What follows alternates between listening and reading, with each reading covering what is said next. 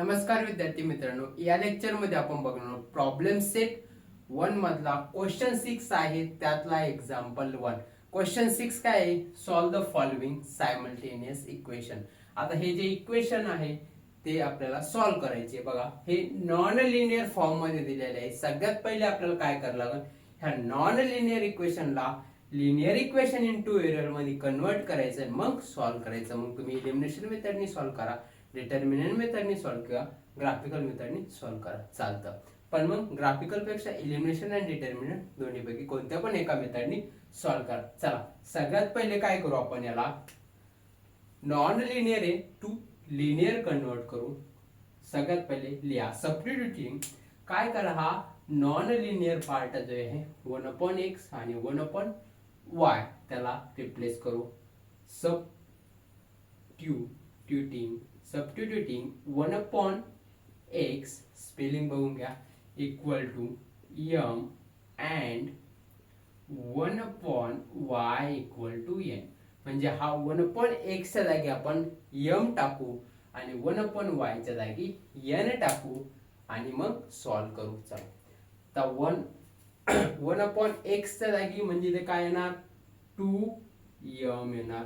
बघा, सगळ्यात पहिले काय करू? मी काय करतो तुम्हाला थोडं आणखीन सिम्प्लिफाय करतो. बघा, हे इक्वेशन आहे 2 1/x असं आहे, बरोबर, प्लस 2/3 1/y. ओके, आलं. हे जे नॉन लिनियर पार्ट आहे तुम्ही सेपरेट एक्सट्रॅक्ट करायचं आपल्याला 1/6 इक्वल टू. आता हे जे 1/x आणि 1/y आहे त्याला रिप्लेस करू. सेकंड स्टेप बघा, 2m plus 2/3n equal to 1/6. काही डाऊट इथपर्यंत असेल तर सांगा. याला मी काय करतो? इक्वेशन 1 असं नाव देऊन टाकतो. आलं.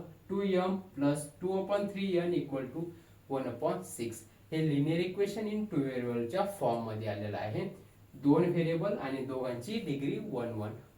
ओके, पण आता हे सॉल्व करायला थोडं अवघड जाईल. याला थोडं सिम्प्लिफाय करू आपण. सिम्प्लिफाय करताना काय करू? जर कधी मी याला multiply by 6 on both side म्हणजे इकडं आणि इकडं 6 ने मल्टिप्लाय केलं तर ते आणखीन सिम्प्लिफाय ऑन बोथ साइड, ते आणखीन सिम्प्लिफाय होईल. सॉल्व करायला सोपं जाईल, बाकी काही नाही. तुम्ही असं पण ठेवू शकता तरी चालतं, पण नंतर कॉम्प्लिकेटेड होतं कॅल्क्युलेशनला. So 2m into 6 plus 2/3 into किती? 6n equal to 1/6 into 6. हा बघा, बे साइन दुने 12 12m प्लस 3 1 3 3 2 6 बे दुने 4 म्हणजे 2 इंटू 2 4n इक्वल टू हा 6 कॅन्सल झाला, इथं 1 राहिला. याला इक्वेशन 2 नाव देऊ. सिम्प्लिफाय झालेलं आहे ते. सिमिलरली काय? आता सिमिलरली काय आपलं बघा, 3x जे आहे त्याला पण असंच करायचं आहे. 3x ला रिप्लेस करायचं. मी त्याला तुम्हाला हे बघा 3 1/x प्लस 2 1/y. हे जे नॉन लिनियर पार्ट आहे मी त्याला हायलाइट केलेला आहे, तो आपल्याला रिप्लेस करायचा आहे इक्वल टू 0. ओके, आलं लक्षात?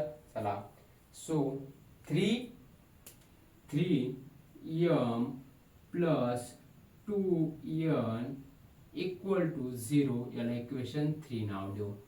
ओके, आलं लक्षात? इथपर्यंत आलं असेल तर कमेंट मध्ये सांगा. काही डाऊट असेल तो पण कमेंट मध्ये सांगा. नवीन असाल तर चॅनलला लाईक करा, शेअर करा आणि सबस्क्राईब करायला विसरू नका. आता बघा, हे जे इक्वेशन आहे हे इक्वेशन 2 भेटले आपल्याला. याचे कोएफिशियंट कसं सेम होते ते बघा, एलिमिनेशननी सॉल्व करू आपण. जर कधी ह्या इक्वेशनला 2 ने मल्टिप्लाय केलं तिथं 4n येतं आणि इथं 4, मग आपण सबट्रॅक्ट करून ते सॉल्व करू शकतो. सो मी जर लिहितो इथं मल्टिप्लाय इक्वेशन 3 बाय 2 म्हणजे या इक्वेशन 3 ला 2 ने मल्टिप्लाय करायचं आहे. चला काय येतं बघा. सॉरी, आता इथं मी असं एक हे करून घेतो, पार्ट सेपरेट करू. सर ह्याला 2 ने मल्टिप्लाय केलं तर काय येणार, 3 into 2 किती येणार, 6m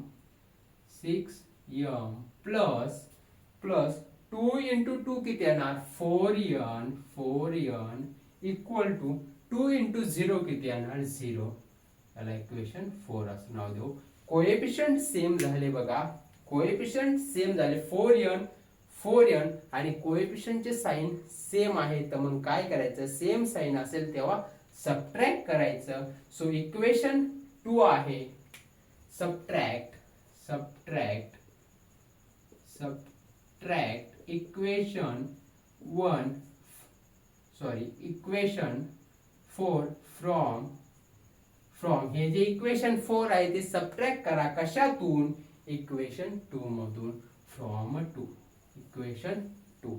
चला इक्वेशन 2 काय आपलं बघा, 12m दिसतंय का तुम्हाला, हे 12m 4n 1 हे इक्वेशन 2 आहे.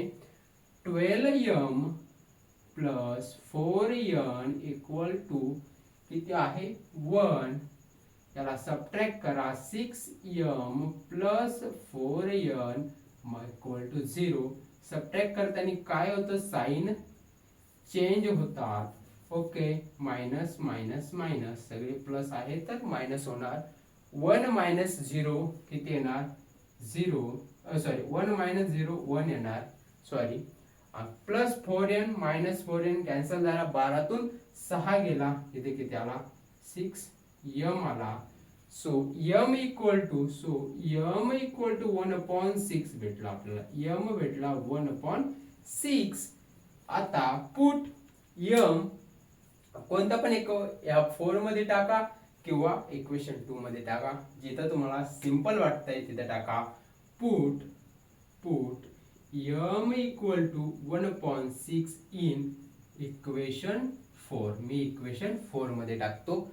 सिमिलरली आपलं जे सिंपल वाटतंय त्याच्यामध्ये 6m प्लस 4n हे झालं इक्वेशन 4. यामध्ये m ची व्हॅल्यू रिप्लेस करा, m आहे 1/6 प्लस 4n जशाच तसा इक्वल टू 0. 6 कॅन्सल झाला, इथं राहिला 1 प्लस 4n इक्वल टू 0. हा 1 इकडे गेला की त्याला 4n इक्वल टू मायनस 1.